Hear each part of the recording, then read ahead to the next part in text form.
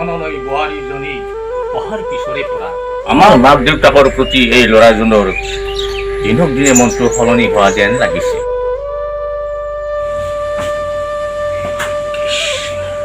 হেৰা এইফালে আহাচোন। গৈছো ৰব। এটা কথা ভাবিছানে? কথা শুনাচোন। মনে মনে কোৱা কাণৰ কাষত। কি কথা নকয় কিয়? বোৱাৰী সেই ৰুমটোতে মোবাইলটো পিটিকি বহি আছে, কেনেবাকৈ শুনা পালে আমাকেই দুখিব। আগতে তাৰ আমাৰ প্ৰতি কিমান যে ভাল পোৱা। কৰবাৰ পৰা আহিলে আগৰে যুগৰে দৌৰি আহি সোধে, দেউতা ভাত খালানে? সময়মতে খোৱা বোৱা কৰিছানে? এতিয়া একাপ চাহ খাবলৈও পৰে দিনটো ভাত চাই বেলা ভাতি পৰালৈকে ৰৈ থাকিব লাগে।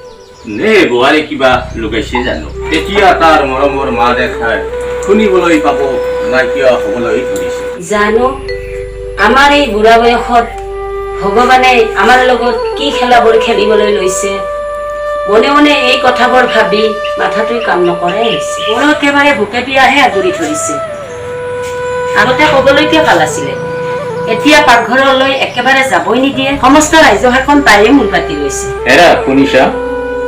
যোৱাচোন বোৱাৰীক মাতি একাপ চাহ বনাই আনিব দিয়া। মোৰ খং উঠিলে একেবাৰে বেয়া, চব জ্বলাই দিম বাপেকে।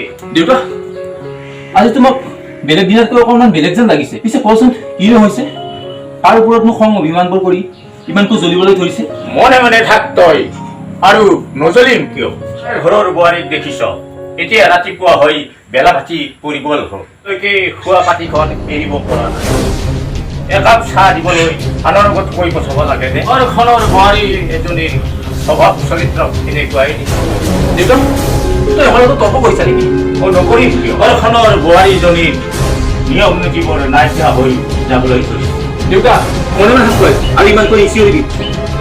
তহঁতৰ প্ৰতিটো কথাই সেই আগৰ দৰে কৰি চলা মানুহ মই নহয় দেউতা। এতিয়া মোৰ যি মন যায় তহঁতক তাকেই কৰিব পাৰিম মই, কাৰণ এতিয়া মই এজন চৰকাৰৰ চাকৰিয়াল স্বীকৃতিপ্ৰাপ্ত জ্যেষ্ঠ বিষয়া দেউতা।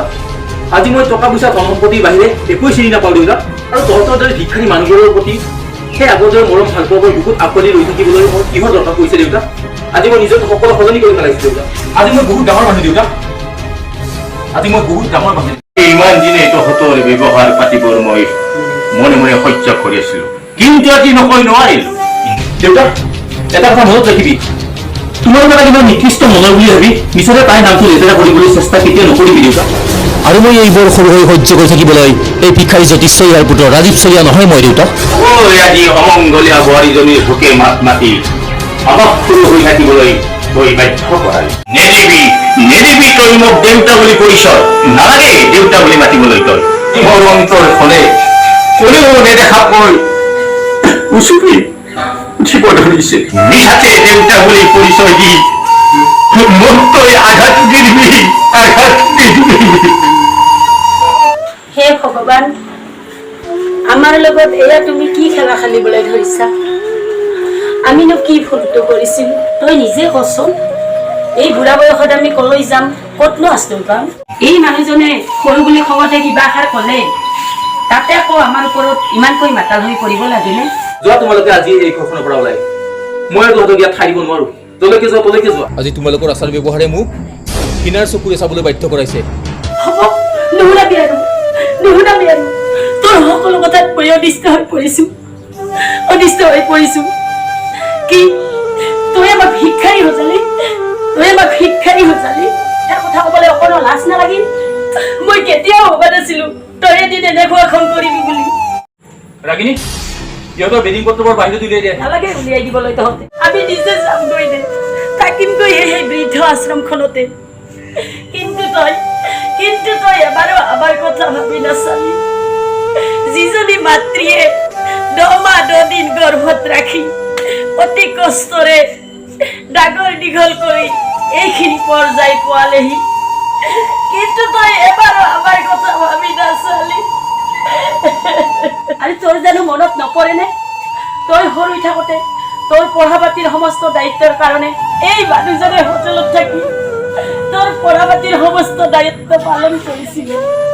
আজি তই টকা পইচা ধন সম্পত্তিৰ কাৰণে আমাৰ নিখোজ মৰম ভাল পোৱাবোৰ পাহৰি আমাক আজি বৃদ্ধা আশ্ৰমলৈ পঠিয়াই দিলি। আমাকে যে বৃদ্ধাশ্ৰমেৰ বলি কৰিলি হেৰি কি চিন্তা কৰিছে উঠ যাও বলা সেই বৃদ্ধাশ্ৰমখনলৈকে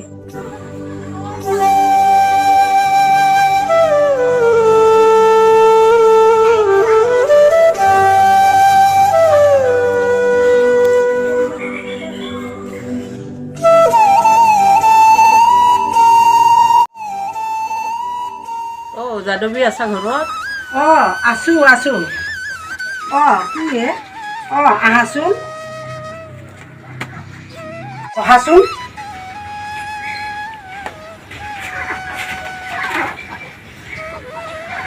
তোৰ খবৰ খাতিয়ে নাই দেখোন তই অলপ বৰ দে মই পুতুককে চাহ অলপ বনাই আহো দুয়োজনে খান দেই চিক মাননে মাৰি এই গৰমত নালগে যা চেনি অলপ কমকে দিবি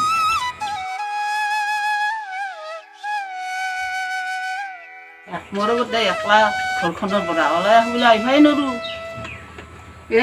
এটা কথা শুনছা না নাই নাই শুনা নাই দেখোন কচোন এই জ্যোতি জাহাৰ কথাটো শুনা নাই কোন জ্যোতিষ এই আমাৰ কাষৰ এই যে ল'ৰাটো কিবা চাকৰি কৰে এই দে চিন্তা পাৰছো দে এই মস্ত কাজিয়া দিনাখন এই তাৰ ল'ৰাটোৱে কাজিয়া কৰি মাক দেউতাকক ঘৰৰ পৰা উলিয়াই দিছে আই চিক্ক এই বুঢ়া বয়সতো ইটা ক'ত গেছি তাহাঁতে ক'ত যাব আৰু চৰকাৰে এখন আইন ওলাইছে মুখত আহে আৰু যায় এই বৃদ্ধাশ্ৰম না সিদ্ধাশ্ৰম তাকেই গেছি আজিকালি ছবিগিলাৰ মন ধৰবাই নহি আমাৰ বাৰু কি গতি হয় শুনাই নাছিলো তই কোৱা গতিকেহে